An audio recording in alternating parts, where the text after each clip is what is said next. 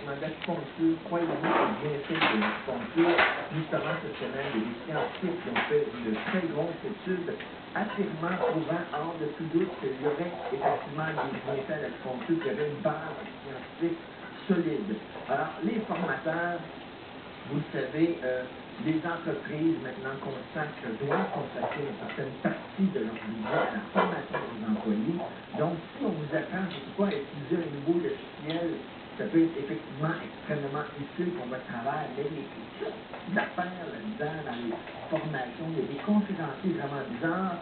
Là, le chiffre, les cadres du chiffre vont suivre une formation de cryptothérapie, c'est donné par l'ancien PDG de Cordon Bleu, qui est très croyant et lui qui applique les valeurs spirituelles dans la gestion de l'entreprise. Alors, sa conférence, c'est prier pour gérer en Dieu. C'est-tu vraiment sérieux? Comment on peut s'assurer qu'on a un bon motivateur, un bon formateur? Pour en parler, il y a Richard Thibault, président de RTCON, qui justement, lui, donne aussi de la formation. Bonjour, M. Thibault. Bonjour, M. Thibault, comment allez-vous? Très bien. Et ça sert-tu vraiment à quelque chose? On a des petits spectacles qu'on donne aux employés, on les commande en salle de conférence, pendant une heure, ils mangent des petits sandwichs de pouce, ils écoutent un gars qui leur dit c'est toi le champion, retrouve tes manches, t'es capable. Vous avez une approche qui est extrêmement intéressante, et d'ailleurs, je voulais vous en remercier au nom de la population, parce que les médias, ces gars-là, font un travail formidable, et c'est d'ailleurs le rôle des médias, de relever toutes ces questions-là, qui souvent sont un peu étranges, il y a des exagérations un peu partout, et c'est important que les médias jouent ce rôle-là. Mais en l'occurrence, il est important de ne pas se transformer en inquisiteur, et de s'entrer dans une chasse de sorcière, et de jeter le bébé avec l'eau du bain. Oui. Au Québec, on a une loi qui oblige les entreprises à consacrer 1% de leur masse salariale à des budgets de formation. Et seriez-vous surpris si je vous disais que même s'il y a une loi qui y oblige, la plupart des entreprises au Québec n'investissent pas ce 1% dans des activités de formation.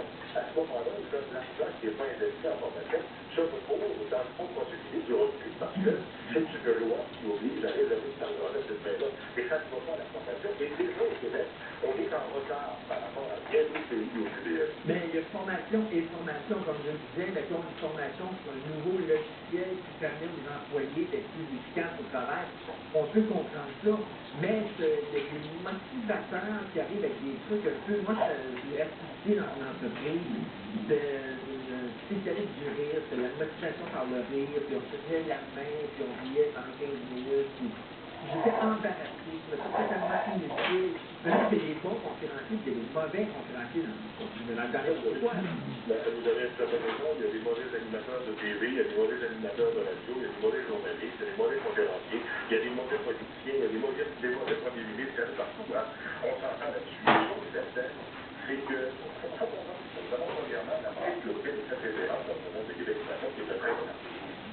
Mais qui est écrit, comment dire, qui est écrit de même sans pouvoir le faire, très généralement de faire papier dans le secteur de la santé, mais il faut remettre que le titre dans l'autre avec l'article, c'est d'ailleurs l'article du très bien, de si le conférencier en question s'appelle, je ne sais pas si vous voulez, l'ancien PDG de Cordon Bleu, même si il est lui-même incroyant, il est intéressant avec l'organisation du congrès, le briefing d'ailleurs, drôle, c'est très bien que c'est un monsieur qui a été en de son expérience, on a compris avec lui, qu'il n'apporte pas de sérieux. Alors, c'est pas toujours qu'il soit quelqu'un, et je pense qu'il clarifie cette situation intéressante. Le type n'a rien à voir avec ce qu'on dit dans l'article. Mais pour répondre directement à votre question, vous avez tout à fait raison de dire qu'effectivement, il y a des choses qui peuvent sembler étranges dans l'histoire qu'on fait pour les conférenciers. Et je pense qu'on a tous été un peu obligés d'apprendre que, dans certains milieux, on donnait des cours de cuisine, on donnait des cours de macramé, on donnait des cours de yoga. On peut très bien se demander effectivement à quoi peut servir ce genre de formation-là à des gens ou à des employés. C'est ça, il y a des vedettes de la télévision, et du cinéma, des acteurs, des actrices qui donnent des formations, puis là, j'imagine, bon, pour un employé, c'est peut-être facile de dire, wow, on va avoir un comédien connu, c'est le fun, sauf que, dans le fin fond, c'est vraiment c'est bon pour l'entreprise, c'est ça l'affaire. Et c'est assez difficile de notre point de vue de nous, de juger pour la c'est que pas commencer pas, on pas ta bouche, On va manger, là. Ah, mais c'est pas commencer pas avant. Oh. Ça fait des gâtés le matin quand je mets des... Son visage à sa face. Il y en a d'autres qui sont fausses. Par exemple, quand on parle de la conférence de M. Rivet, on dit que c'est d'abord et avant tout un monsieur qui est reconnu pour être un humaniste, et on note que dans le réseau de la santé, si on a besoin de quel endroit on a besoin d'humanisme, que là, dans le réseau de la santé, on a un endroit où on pense justement qu'on est tout à fait immatériel, où on a l'impression d'être un numéro, et que quand on entre dans le médical, on fait un peu dire de soi comme l'astérix, dans le groupe d'astérix, alors c'est vrai que quand on a besoin d'humaniser un peu le réseau de la santé, on est quelqu'un qui vient nous en parler de plein de choses. Et comme vous dites, est-ce que ça motive les employés? Est-ce que vous sentez, vous, parce que vous donnez des conférences, lorsque vous sortez, est-ce que vous pensez que vous avez vraiment donné du peuple aux employés qui vont rouler là-dessus pendant toute la journée? C'est-à-dire qu'il faut se dire, moi, je suis spécialiste en gestion de crise, en gestion des risques, en comptabilité des affaires. Et moi, forcément, je pense que le concours que je tiens est un concours qui est davantage, comment dire, technique, et qui vise davantage ce qu'on appelle une formation professionnelle et dans le but d'améliorer ses compétences.